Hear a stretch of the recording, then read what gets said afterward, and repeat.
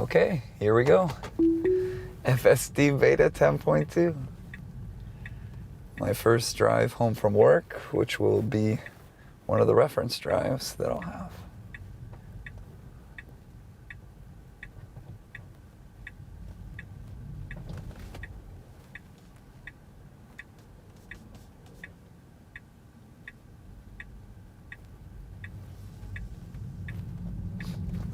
Right. That was awesome. This is so cool. It's so big. I have a big smile on my face right now. So, this is pretty standard, but up ahead, you have like an intersection that's very long, and it curves right in the middle of the intersection. And on the public build, it loses it 100% of the time. So this will be kind of like a challenge, the most challenging intersection on this trip.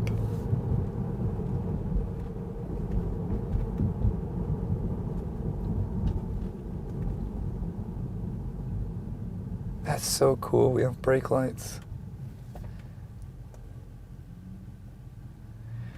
I know those debuted a little while ago, but they weren't using them. That's so awesome.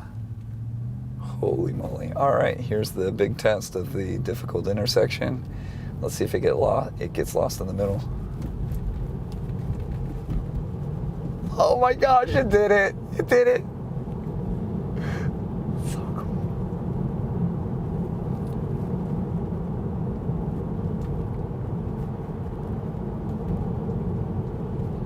So my commute home actually has a lot of twists and turns.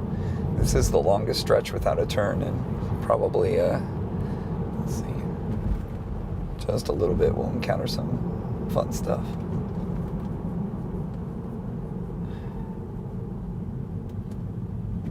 So I'm already noticing that over the production FSD that I am a lot less on edge coming into a stop, into stop cars, for sure. That is a lot smoother. I kind of wonder how it would do in like stop and go situations, like where I'm really backed up, like waiting to get on a freeway or something, and you're having to go several cycles through a light. The public build is very herky-jerky with that. It makes me almost uncomfortable that I'm going to get rear-ended. Just based on what I'm sensing, I don't think that that would be an issue.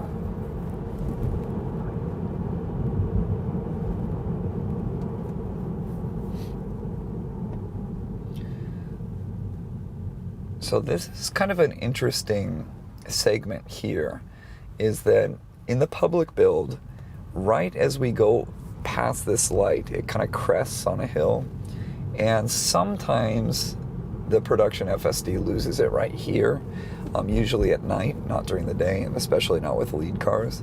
So that will be kind of an interesting one to experiment with.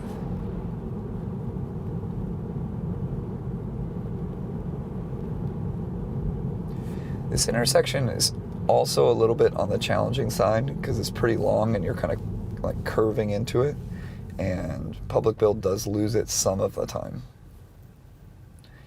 It's kind of hit or miss. But if it did that last intersection, it's going to do this no problem.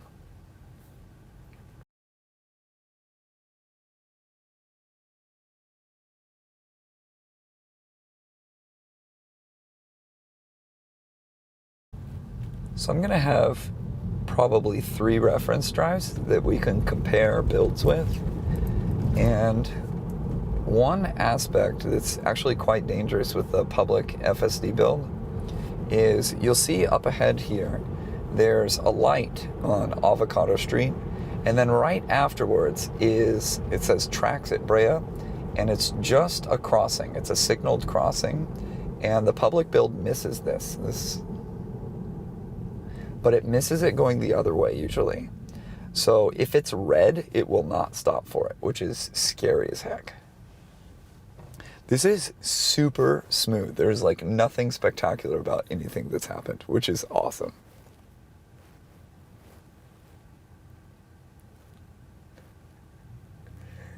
I've been up all night. Haven't got any sleep. I slept from 10:30 to 11, and then I woke up at 11 and couldn't sleep.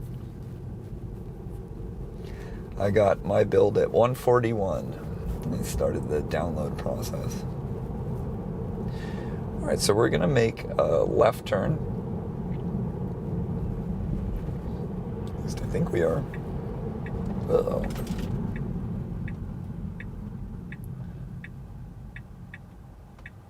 So that was super interesting. Hopefully I didn't lose the camera. I didn't. So we have like a very long left turn lane, and it wanted to get over a little bit at the last second. And this was something that James Locke was mentioning in his video. There's like one turn that never seems to be full, but he always says it's full, and that it has trouble when it's turning. It doesn't turn soon enough, and I can definitely see that here.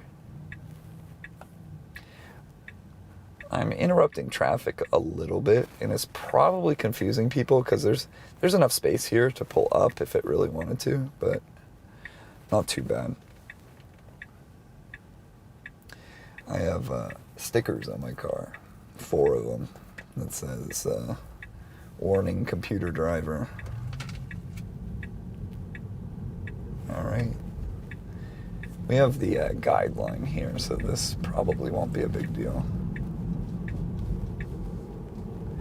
Now in this segment in the public build, it starts to get a little wide. You'll see what I'm talking about.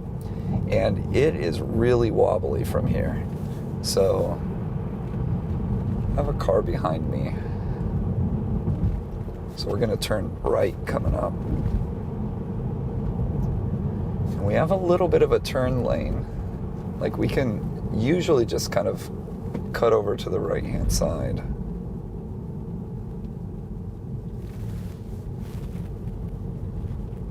Ooh, it's going a little fast and a little wide.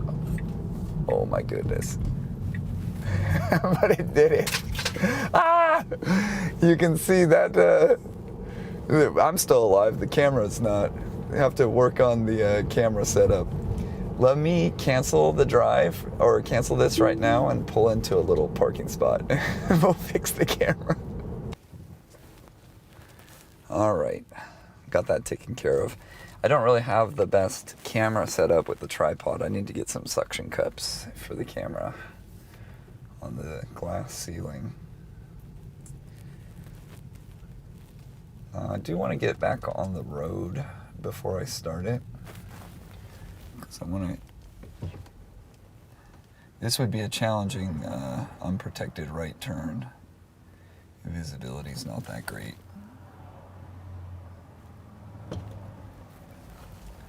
Alright, here we go. I like how early it gets over, actually. In the earlier builds, from what I was watching, it would wait a little too long. It seems pretty proactive of getting over for this upcoming turn. So the turn that knocked over the camera, which was uncomfortable, the problem there was utilization of like the very wide lane for turning. It almost accelerated and took like a wide turn, which is super crazy because other cars might try and pass you on the right hand side and make a turn as you make a turn, and it's like yeah, that would probably be a bad situation. I didn't report it because I'm already talking and experiencing this on the first time on my drive home, so I want to be worried about that later. I'm sure it does the same thing every single time. And in reality, you could probably just disengage to produce a comfortable drive.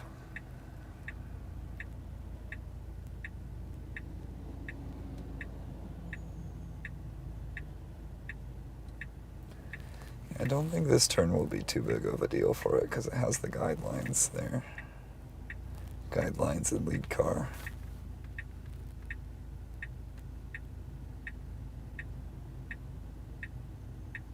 I think I'll just play with the visualization.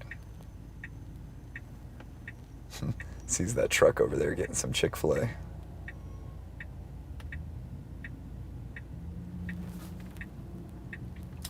This intersection can actually be extremely dangerous because there's, to that side, a hill and a 50-mile-an-hour speed limit, and the freeway is just to the right, and people run this light like mad. Maybe they have the FSD Beta score and they don't want to mess it up. That was really nice.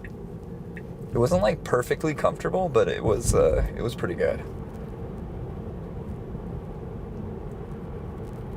Like, it seems like the remaining pieces are super complex situations, obviously, but in the suburban kind of area, seems like maybe just like a few miles an hour difference in comfort.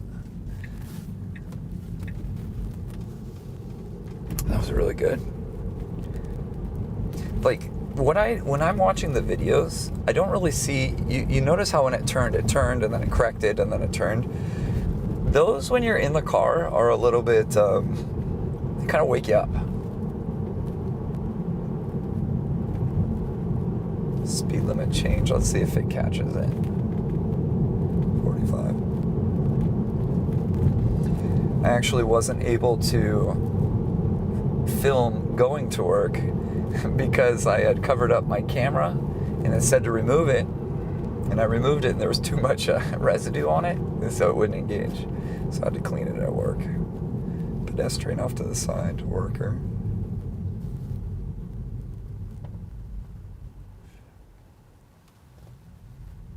Wow, this is going to be, does that count as a zero disengagement drive? I think it does.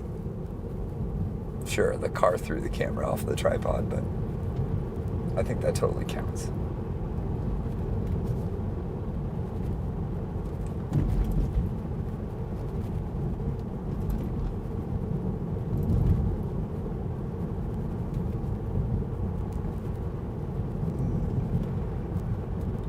It's kind of relaxing when I don't have anybody behind me.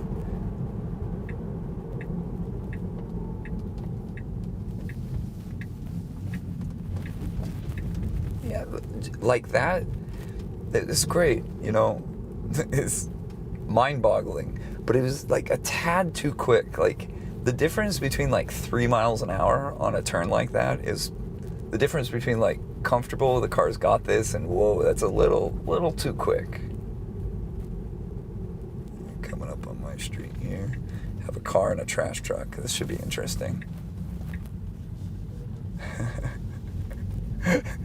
Okay, being honest, disengage here. Being honest, like, that was like, it made your heart sink. The car knew what it was doing, but like you want it to kind of like slow down a little bit and go, okay, human, I got this. I understand that this is a little tricky maneuvering position, but holy moly, that is incredible. A zero disengagement drive, asterisk, my first drive. That's awesome.